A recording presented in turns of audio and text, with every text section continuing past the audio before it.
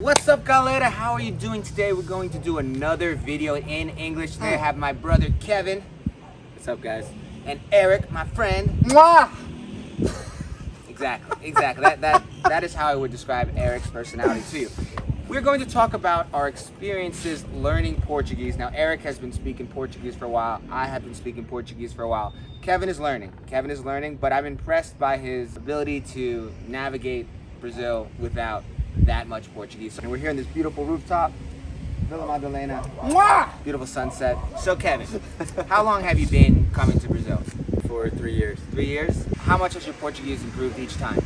I think my understanding has improved significantly each time, but speaking still need a lot of work in that regard. I think what hurts him is that I help him a lot. I translate for him. Right, and also if he spends time with people that speak English, I'm sure that makes it harder, right? But yeah. When I talk to him in Portuguese, he understands. Maybe he just knows what I'm thinking after knowing me for 27 years now. And Eric, so how did you learn Portuguese? I learned editing the YouTube channel Amigo Gringo, and I also was shooting and directing, but when I was editing, I had to listen to the same phrases over and over and over. And I already spoke French and Spanish. Oh yeah, that always helps. So it helps, and hearing the same phrases, I wish everyone could learn this way. Not editing, but doing something where the language comes organically, because language learning is so painful for so many people. But for me, it wasn't. I accidentally learned. I just watched a movie last night, and it's an American movie, but it was called The Receptionista in Portuguese. I watched it last night Yeah, too. it's good. Hey! It's good. Yeah. It's a good movie. I recommend it. It's a good movie. And basically, the kid has Asperger's, and he records the people, and he just like repeats what they say to like imitate a natural conversation. I was like, that's like really the best way to learn a language. And that kind of sounds like how you learned it. You were just basically like sitting there, like forced to listen to Portuguese on a loop, and that's kind of osmosis into your brain. That's great, and that's how kids learn. Kids never have to suffer, and yet adults are suffering. I meet so many adults that say, I studied French, I didn't learn it, and I hate it. They say that for every language. Spanish, And, Portuguese. Kevin, you started with French, right? Well, I took Latin before I took French, which is probably why I understand a lot of the words in French, or in Portuguese. A lot of cognates, so that helps definitely with understanding. We went to a Catholic school, so they forced us to learn Latin, and I didn't think it would be very useful, but in retrospect, you do kind of get a lot of base words that help you out with Portuguese. Yeah, the Catholics were like, you have to learn Latin so you can go party in Brazil. Nah, That's what they were trying to tell you. And when you went to France, you just had studied, Latin, then you studied a little French, then you studied a little French, and then you went to France. English is hard for English everyone. is hard. Don't feel bad if Don't you feel bad. You can't even do it. And then how hard was it for you to communicate in France with French people? I went to Ecuador before I ever went to France, so I knew a little Spanish, and the neighborhood we grew up in is very Latin. Mi barrio. Your neighborhood probably was more Hispanic than mine. I grew up in a white neighborhood. I think we traded. You're Hispanic growing up in a white neighborhood, Right. and you're white growing up in a Hispanic neighborhood. Yeah. We grew up in a Latino neighborhood where a lot of people spoke Spanish. I went to Ecuador first while taking Latin, so I kind of conjoined the two, Spanish, Latin, and then the next year I went to France. It was hard speaking French there. We were around 15 other Americans, so you didn't really learn too much. We were on an exchange program. I think what definitely helped me most of my Portuguese was Spanish. We studied Spanish in school, almost everyone, but I didn't really learn anything in school. I learned everything just playing soccer with my friends, playing baseball, and we both worked in the kitchen at some restaurants, and that really helps because they're like, awesome. "Guero, guero." Oh, then you learn in the kitchen. You learn the curse words. I was singing Mexican, like rancheros, which is Mexican country music. And then I just started learning Portuguese when I met some Brazilians. And I think one of the things that most helped me learn Portuguese was when I was speaking to Brazilians that could not speak English at all. Once you have someone that could speak English, they could save you in any point of the conversation. I remember Derek. You met Derek? Yeah. Sorry, Derek.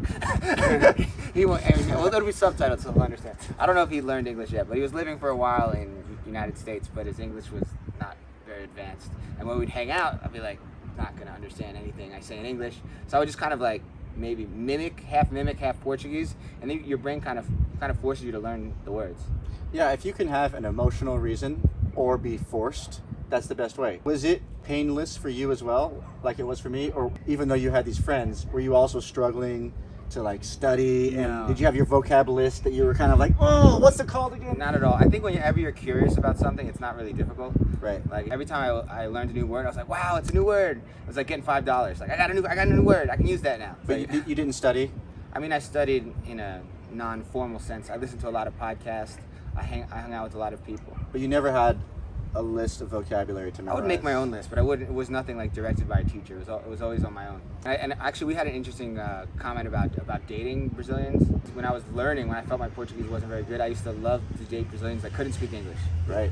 And now I kind of prefer Brazilians that can speak both pretty well. So then I can kind of change, and it's more flexible. If I like want to hang out with my American friends, I prefer it now. But you still would prefer Brazilian that.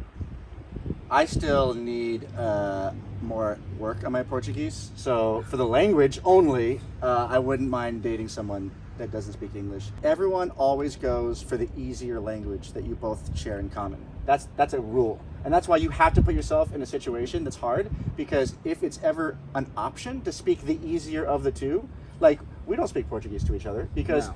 I would rather have a deeper communication with you, right? Get 3 Brazilians in the room. If it's 3-1, I guarantee you they'll try to speak English for 2 seconds and they'll jump right to Portuguese. They cannot speak. And we do that too. And sometimes, oh, they're being rude. They're speaking English. Like, no, it's just, why am I going to talk to my brother in Portuguese? That would be so weird. Right.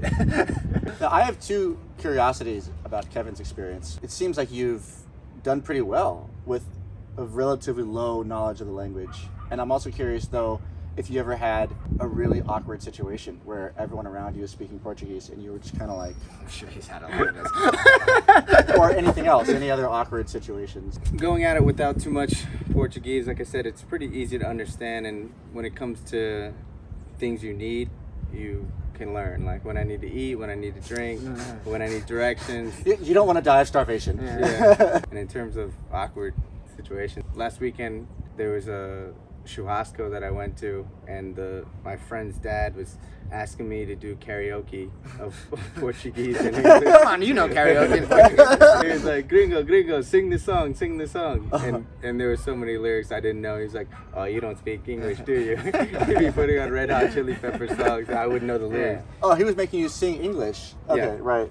And But I don't know the and lyrics. because you speak English, it means you have all the lyrics of every English song memorized.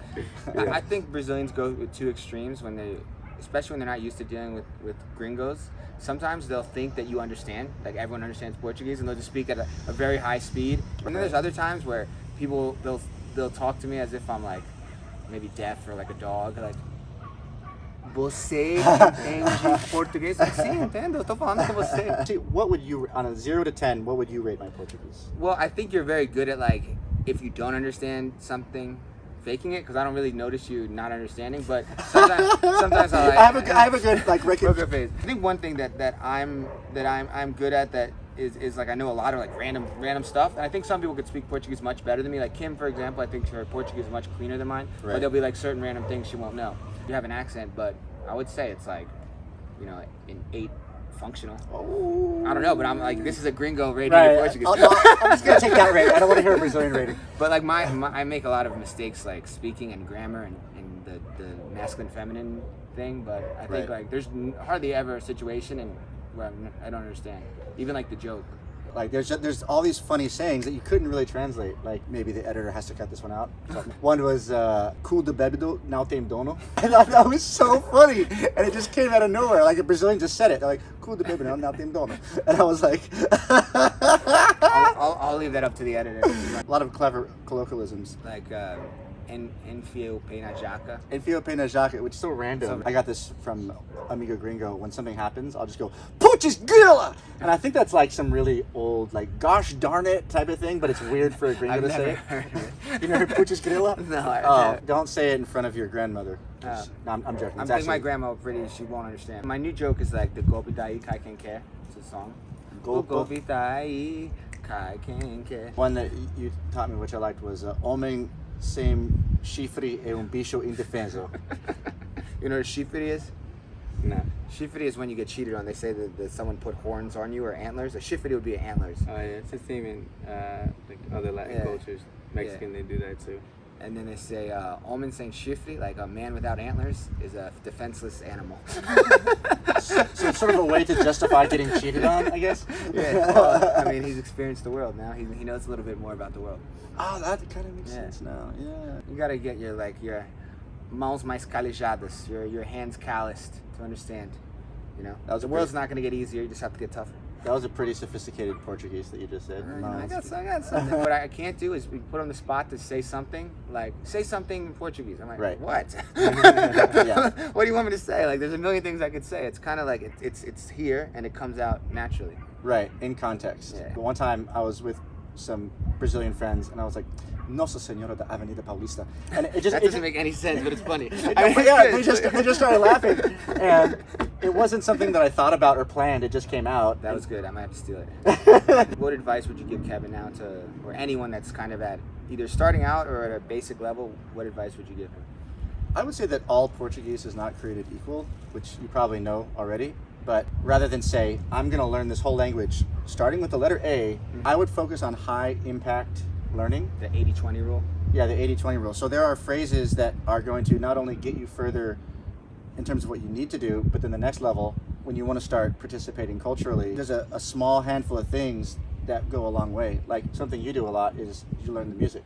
Yeah. Let's say your Portuguese is at a level 3 or something, but you know 10 of the hottest songs, you get a lot of mileage from And you that. get a lot of laughs. You get a lot of laughs. You're like, this guy's funny. He knows what's up. Because that's what you want anyway. You want to connect. It's not so much that you need the information of like telling them your life story of I went to high school in this city. It's more like you want to laugh with that person. Depends what you're going to do with it. If you need to talk about business Portuguese, then you probably need to study some business Portuguese. But if you just want to hang out and make a few people laugh, like music, culture, memes have, Oh my God. and figurinhas, the little stickers. If you can like learn how to use those, that's high mileage. Wait, what's a little sticker? Figurinhas, stickers. Yeah.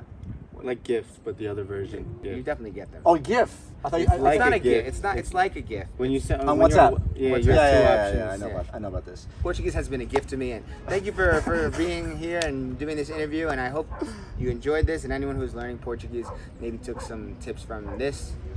Eric, I'll leave his Instagram below. Kevin, I'll leave his Instagram below. Thank you very much. Peace.